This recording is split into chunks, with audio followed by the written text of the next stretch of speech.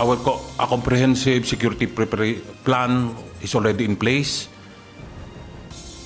Intelligence monitoring are ongoing to monitor any threats that there might be. Maayos, tahimik at payapang impeachment trial ang nais na makamit ng Philippine National Police. Kaya ilang araw bago magsimula ang paglilitis kay Vice President Sara Duterte, nakaayos na ang kanilang security measures na ipatutupad. Ayon kay PNP Public Information Office Acting Chief, Police Colonel Allen Reyco, aabot sa 6,000 pulis ang magbabantay sa paligid ng Senado.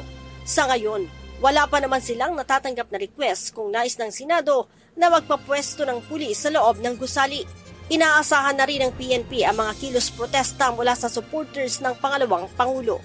Ngunit wala pang iniaabiso sa kanila ng lokal na pamahalaan ng Pasay City kung may nabigyan na ng permit.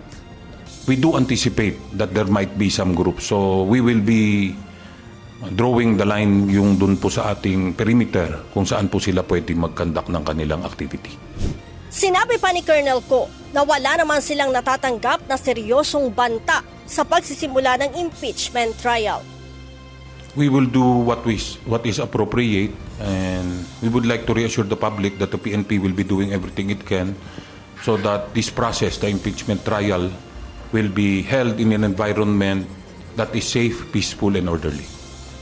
Hindi pa naman masabi ni Ko kung magtataas ang PNP ng alerto sa susunod na linggo. Sa ngayon, nasa heightened alert status na ang National Capital Region Police Office habang nananatili namang naka-alerto din ang Armed Forces of the Philippines. Leia Ilagan, UNTV, News and Rescue. Diyos ang aming sandigan, serbisyo publiko ang aming pinahahalagahan.